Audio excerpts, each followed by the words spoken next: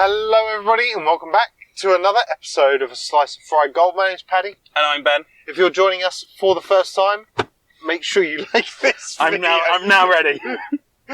My chair was too far back. It was, clearly. Make sure you like this video, subscribe to the channel, ring that notification bell, and if you're listening to us on Spotify, please do give us a 5-star review there as well. With that being said, Ben, how the devil are you? I am fine. I was contemplating whether I should ask you or not to turn these lights to red, because I do want to rant a bit. Oh, okay. But the question is, do I do the funny bit first, or do I rant? There's choices. Let's do the funny bit first. Okay. So, Start on a high. start on a high. The other day I was driving to work, Yes. because you know I commute now, Yep, he's a commuter. as I think I've spoken about for the last 3 or 4 podcasts. It's my life now. I commute. It's what I do. Anyway, on this commute, I was minding my business, having a good old time. Yes. And that's when my contact lens decided it didn't want to sit nicely on my eye anymore. Oh, okay. Didn't fall out, no. Oh, okay. It rolled up in the back. Oh, God. Rank. Okay. So there I am, driving along like a one-eyed pirate. Because, you know, your instant reaction is to close your eye. Yeah, oh, God. So there I am, driving along like a pirate. Yeah. And I also needed to do that for fucking depth perception, because of course I've lost the use of one of my eyes. And I can feel it slightly moving. Yeah. And I'm like, okay, let's see if, because sometimes it moves around, it does do that. It does go up around the back of the eye. Did you see that one about, it was some Asian girl. She had like 20 of them. Yes! It would roll up behind the back of her eye, and rather than trying to get it out, she'd just put a new one in. No. Foolish girl. Foolish. Fool of a tuck. Anyway. Don't do eye things. I could feel it slightly moving, so I was like, right, if I blink carefully, I might be able to get this back in place. Yeah. Safe to say, didn't happen. So I try and blink carefully, and rather than it going back in place, no, it falls out. Oh, wow. And I'm on the A14 at this point. Yeah. I managed to catch it with my arm. And so now, I can't move. I can't look down, because I need to keep my eye on the road. I can't move my arm for fear of losing the contact lens. Yeah. So I'm now driving. My eye still slightly hurts. So now I'm driving along the A14, a monoplegic pirate. Because I've only got one arm in use. Because one arm is plastered to my body where I caught the contact lens. And of course, as always it would be, every single lay-by was full. Yeah, of course. So there's me driving along please! I need something. I just need to stop somewhere. Anywhere, let me please. Just stop. Finally managed to find a lay-by. The contact lens was still in the crook of my arm. Yeah. I managed to salvage it. Oh, wow. Yes, I'm quite impressed. Dedication. And then I'm kind of sitting there going, why don't I take my glasses to work with me, just in case this kind of thing happens? Because you'll lose them. And I was like, mental note for next time, take my glasses to work with me. Yeah. So then if this happens again, I can just throw away the other contact lens and wear my glasses. Yeah. I'm still yet to pack my glasses when I go to work. And that was a week ago now. I like to live on the edge. Apparently you do. I like to live dangerously. I am the Austin Powers meme. But also, whilst driving, Paddy changed it to red. Oh, okay. I am going to rant. I'm going to moan. Because I'm angry. Okay. Tell us, Ben. Tell us. So you know how, once again, when I'm commuting, I do the risk of going via the train tracks. Yes. And of course, it's well established that I always get caught behind slow people. Yeah. And I'm like, the train is coming. To the point where 9 times out of 10, I cross the train tracks, I look to my right, and it's like, it's there! It's waiting! Anyway, the other day, I'm stuck behind this slow car, and I'm getting angry because it's already going slow, and I know the train's there, I know it's waiting, I know the barrier's about to come down, and this car gets slower, and slower, it's given up. and slower. and slower, to the point we are doing 5 miles an hour coming towards the train tracks. Oh my god. We get over the train tracks, and it speeds back up to normal speed. And then it hits me. He wanted to be caught by the fucking train! He wanted to sit there! I wanted to get up beside him to check this if it was that fucking Francis kid from TikTok. You know, with the fucking fisheye camera. Yeah. This is the Diesel 8 CRRR 569. Carrying so many things to poor Phoenix. I was like, how fucking dare you? If you want to wait for the train and watch it go by, pull the fuck over! I am trying to get home.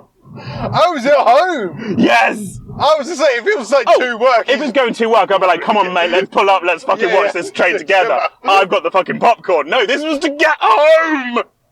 I wanted to go home, and this guy wanted to look at a fucking train!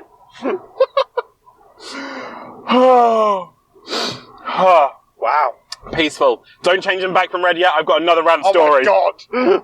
This has been a very angry week for me. It sounds like it. My blood pressure can only take so much. So, Okay. Since moving, I am now out of a tumble dryer. Oh, okay, Because there's just no space in the kitchen. Yep. And the tumble dryer I had was dead. Yep. Thankfully, we're getting into good weather. Mm-hmm. And also the previous owner has most graciously left me a washing line. Yes. I don't think he meant to, but you know, he did. You can't help it when you kick the bucket. Yes. Anyway, washing line left behind, no pegs. So I was like, fine, cool, I'll set my washing off. Yeah. I'll pootle on over to the little Morrison's around the corner. Yeah. And I'll buy myself some pegs. Indeed. Indeed. You're with me so far. I am. Now, I'm walking along. This is a new Morrison's to me. I don't know the layout, so I'm walking along, checking the aisle things. And I see the sign for laundry accessories. Okay. I don't know about you. That screams peg to me. That screams peg to me. Screams pegging to me. We're all about pegging in this car. We are. Anyway, I go along to where it says laundry accessories. Yes. No pegs there. Okay. And I'm like, oh, maybe they're sold out. And I literally go label by label. No pegs whatsoever. Pegs do not exist there. Yeah. So then I'm like, where the fuck could they be? I'll go look with the laundry detergent and shit. Okay. Not there. I then he's like, I have to find pegs. The washing is already in the washing machine. Yeah. This is a do or die mission at this point. Yeah. Okay. Guess where I find the pegs? In the home section. In the home essentials section. Yes. I don't know about you, Yeah. but pegs don't scream home essentials to me. They scream laundry accessories. I don't know. I feel like they're both. Like they're essential to a home. Yeah, I can see where you're coming from. But this is the bit that really pissed me off. Okay. There was only one item in the laundry accessories. Oh, okay. Guess what that one item was? The little balls. No. I don't know. Mops. Mops? Mops! No, that's not. Mops, home essential. Yeah. Pegs, laundry accessories. Now I understand your anger, man. I would have been the to same. find the person who is responsible for Morrison's shop layouts and hit them over the head with a fucking dictionary. Because if you're going to have one item in the laundry accessories, it should not be fucking mops. Oh dear. And if you're going to have pegs in home essentials, I can feel my blood boiling already again. And the window steaming up. Gonna have to put the blowers on a bit. Oh dear. And breathe. That was And breathe. funny. It was very annoying. I could tell. I was very annoyed. I was very angry. I could tell. So can the viewers, because the lights are on red. I really, really, really want to write a letter to Morrison's. Be that person, Ben. No, I'm not going to be that person. I have said it here. I've let loose. We're good. If this thing goes viral and Morrison sees it, fuck you. I will go shop elsewhere, where the pegs are probably in the right place. They're probably in home essentials as well, but there won't be a laundry accessories bit. No. You can change the lights back from red now. I think so. Maybe. We'll find out. We'll go the right one? Oh, wrong one. There you go. There you go. Right, and then final story. This is the one that I was like, do I share it on the group chat before or not? Because this is slightly disgusting. Oh, no. So, I developed an ingrown hair on my stomach. Oh. Yes. And it just happened to be in the worst place possible on my waistline. Oh, wow. So, of course, naturally, with jeans and pants and all that shebang, High traffic area. it developed a nice blister behind it. It's been sore as fuck, and I've been suffering with it for about 2 weeks. Oh, damn. Suffering in silence, Paddy. Suffering in silence. God. Right, okay. Anyway, the window is still not demisting. Help. Okay. Help. Anyway. Yeah. I am laying in bed the other night, Yeah. and it feels ready. Oh, okay, yeah. Anyway, so I'm laying in bed, and it feels ready. So I was like, let me just see how this plays out. Anyway, I give it a squeeze. Of course, it's fucking painful. Yeah. So I close my eyes because it's hurting. Yes. And that's when I hear a pop. Oh, no. And I just feel Oh, liquid no! I knew you were going to say this! on my face. No! That's when I open my eyes and I realise not only did the blood hit my face, but it Jackson Pollocked up the ceiling. How big was this blister? It must have been fucking huge! God. So there I am, like 1 a.m, scrubbing my blood off the ceiling. And I was like, the little voice in my head that sometimes makes really stupid comments. Yeah. That little voice went, you can't murder anyone in this house now because your blood's already. Oh, Jesus. Yeah, I was disgusted and also slightly impressed. How powerful this blister and how much pressure it built up. Fucking hell. Fucking blister. Oh, my God. Oh, yeah. I think I've slightly stunned you, haven't I? I think that's quite possibly the most disgusting thing you've ever done. I told you it was disgusting. No, No, that's come on. the worst thing. No, the ingrown hair. I'm very prone to ingrown hairs. Apparently you are, yeah. The one that ingrew and then came out through my nose. Remember that? Yeah, I don't think that's as bad as that is. No.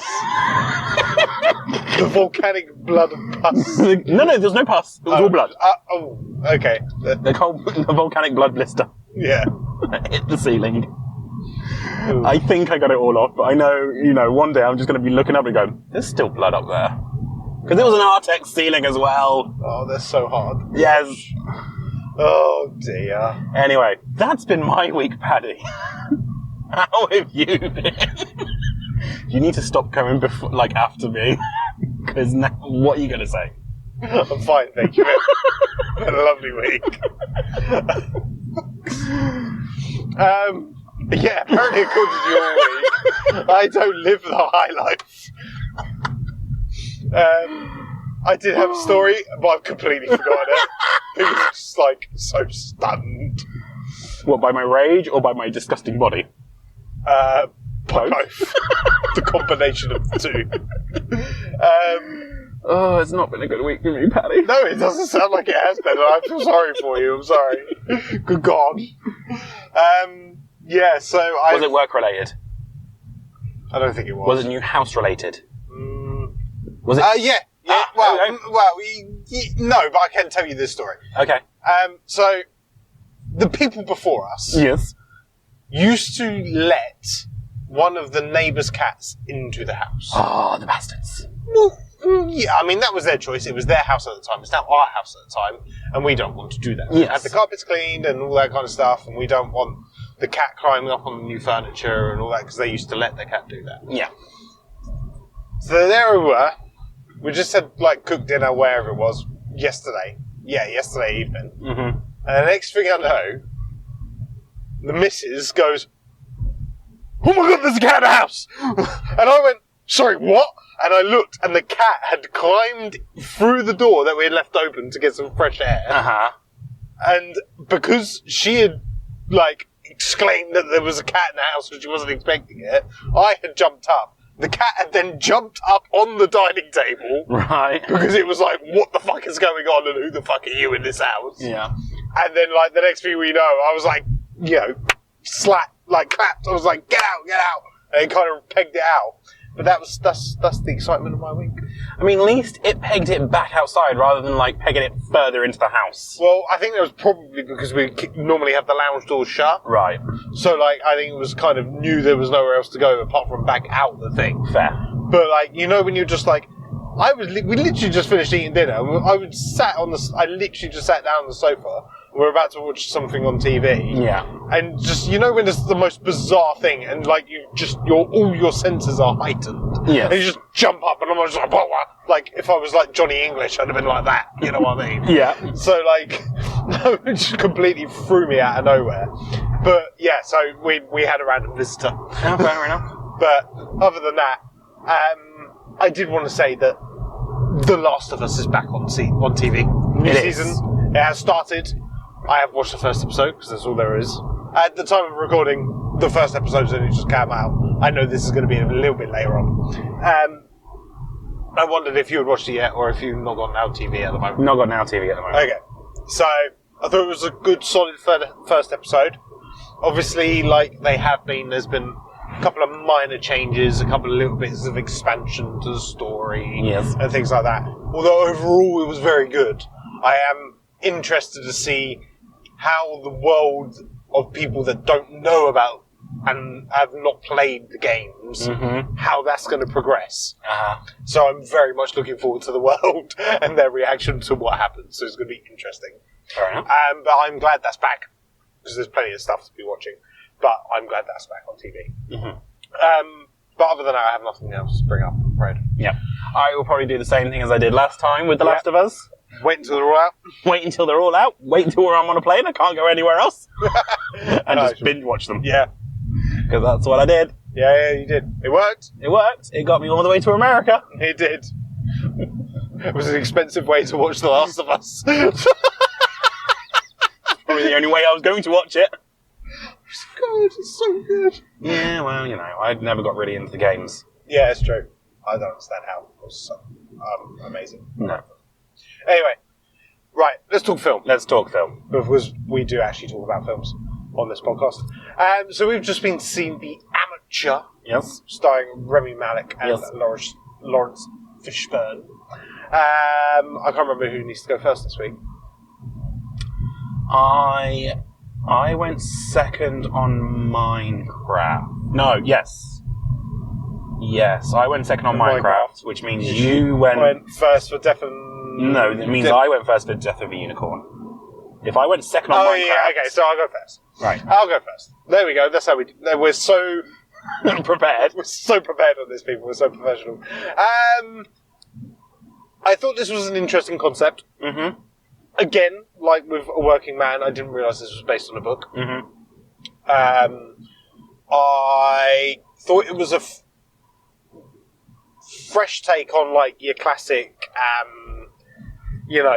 spy, James Bond or Jason Bourne or whatever. I like the fact that he wasn't, like, the super spy, murderer, knock people out, fist fights, the whole shebang. Yeah. I liked it. It was very much more brains over brawn kind of a situation. Uh-huh. However, I did feel the pacing was a slight issue. Mm-hmm. I thought, when, things were happening, it was like, oh my god, the first person he tracked down, I thought that was, a really cool scene. I thought it was really clever, and, how it all ended and everything. I thought it was, oh my god, it was very shocking. Yeah. But then it, slowed back down again. And then it was, then another slow build-up to the next one. Yeah. And then it slowed back down again, and it was a slow build-up. Yeah. And this movie was 2 hours, and it felt like 2 hours. Yeah. But Rami Malek, solid. Lawrence Fishburne, solid. Rest of the cast, solid. You know, I can't grumble on those bits. For me, there was just a few pacing issues. You know, some of the fight scenes and some of the death scenes were really cool. Yeah. Good acting. Overall story was good. I enjoyed that aspect of it. But yeah, it was just a bit slow in places for me. Ben, your thoughts? Yes. So to echo and build on your comment of the pacing, Yeah. I think where it's fallen down is because it's based on a story. Of course, the writer of said story has made it in the storyline that the people he's going after have hidden their tracks. Yeah. Because usually you'll find with like spy films and revenge films, if there's a number of people for them to go after, it's like a domino effect. They'll go after the first person, and they'll then have links to the next person, who then have information on the next person, and it starts to snowball and domino, and it builds the film. Yeah. Whereas because this is based on a book, I think in the book universe, they've like all hidden their tracks. They've all gone their separate ways. Yeah. So after every time he's killed one of them, he basically has to start from scratch. Yeah. Which is fine for a book. Yeah. But for a 2-hour film, it brings the film to a juddering halt. As he then has to start again. And that's where I think this film should have gone a bit off-piste to the book. I've not read the book. I don't know. I'm talking blind here. Yeah. But I feel like that's how the book works. And I feel like they should have gone a bit off-piste from the book and gone, no, there'll be links to like this person. Because they, they finally realised what they were doing. Yeah. When, because they had his little, informant, person in the person behind the screen. Started then tracking them down whilst he was doing his thing. So they obviously realised that, we need to speed this up. We need to speed this up. Let's have them do the work, the legwork. Which is fine. Yeah. But it should have been more of a sort of snowball domino effect, whatever you want to call it. Yeah. Rami Malek's character, borderline a Mary Sue for me. Like, you know. Yeah, I kind of see what you mean. Get where you're coming from, that it was brains over brawn. Yeah. But it was like, if they were playing chess, everyone else was 5 moves behind. Yeah. You know? Like they would, if they were playing chess with me, I would always be 5 moves behind. Only if you were playing like a grandmaster. If you were playing another... Oh no, I'd just be playing a normal person. But yeah, it was like, you know, my point for that is the lock-picking scene. Yeah. Lock-picking is really difficult. Yeah. And he manages to do it on his first try, whilst watching a YouTube video, whilst rushing and trying not to get caught. Yeah.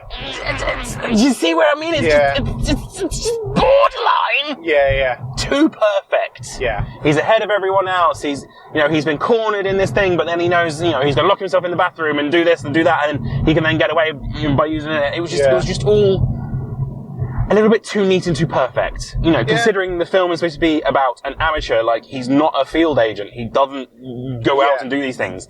I would have liked to see a bit more struggle. Yeah. Oh, yeah, I agree. But once again, in a 2-hour film that already has pacing issues, they probably couldn't show him having a bit more of a struggle. There could be a struggle in the books. I don't know. Not read it. Yeah. So that kind of annoyed me as well. I was okay with it. It's just little niggles. And that's what I'm picking up on, is the little niggles, because other than that, it was a perfectly fine film. Yeah, it was kind of like...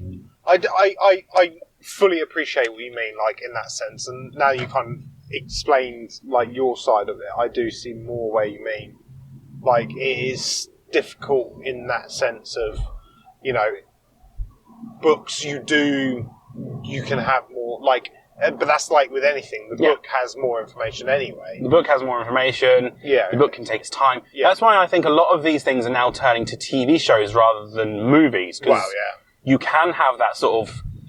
you can basically have a climax at the end of every episode, and then the start of the new episode is like a fresh start. You can start the build-up again. Yeah. Kind of thing. So that's why I think a lot of these things are turning to TV shows rather than films. And then this film coming out and doing what it's done doesn't help the case of, no, you can still turn books into films. Yeah. It's just a little bit disappointing. Yeah. And then, what was my other comment? I can't remember. I've already forgotten. It doesn't say much about the film either. If one of the comments after just seeing it, I've already forgotten. Yeah, I mean, I must admit, like, I kind of, I liked. It's very difficult in a movie to show grief well. Mm-hmm. They did that well. I thought that was very clever how they did those bits. Yeah. And like his struggles for it, and like all those bits like that. Yeah. I thought that was very clever. That was my other thing. There was too many plot lines. There was a lot of plot lines. Like at one point, you've got 2 different sections of the CEI sending men after him. Yeah. And he just manages to get away. Like, they're never satisfactorily concluded. Yeah, for like bad pacing issues, and then it all suddenly wrapped up very nice, like very neatly. Like the guy who found him in Russia. Yeah. Where did that plot line go? Yeah, it didn't. Yeah, it didn't go anywhere. So bad pacing, unexplored plot lines, and a Mary Sue. That's better than summer. Yeah. Final thoughts. Where I'm just going to say the same thing. Yeah, for that bit. I have a disgusting body. He does. I have rage issues. You do. Morrisons need to think about their layouts. They do. And if you want to see a fucking train go by, pull over. Rather than holding me the fuck up when I want to go home. I want to get home, I want to get into my comfies. Yeah, and pop a spot. Pop a blister. I'm just checking my nose if there was for tonight. But yeah, I want to get home, I want to get in my comfies, I want to not talk to people, so can you move the fuck out of my way? Random cats in my house. Random cats in Paddy's house. Paddy getting all the pussy. And the amateur. Yeah. Like, good but not great. Kind of pretty average, I guess. There's better spy films out there. There's better spy films and there's better revenge films. Yes, revenge films, yes, as well. Yeah. I agree with that. But with that being said, have you watched The Amateur this week? If you have, let us know your thoughts down below. If you got any other comments, you can also email us as well at sliceoffiregoldpod@gmail.com. Make sure you like this video, subscribe to the channel, ring that notification bell, and if you're listening to us on Spotify, please do give us a 5-star review there as well. Thank you very much, and we'll see you next week. Cheers. Bye guys.